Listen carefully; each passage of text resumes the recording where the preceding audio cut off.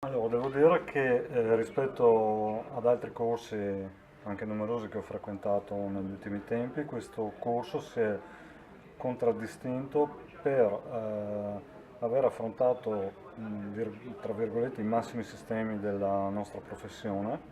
aprendo finestre e spiragli secondo me molto importanti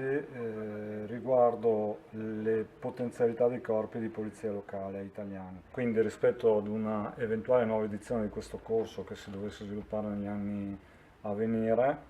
eh, è auspicabile naturalmente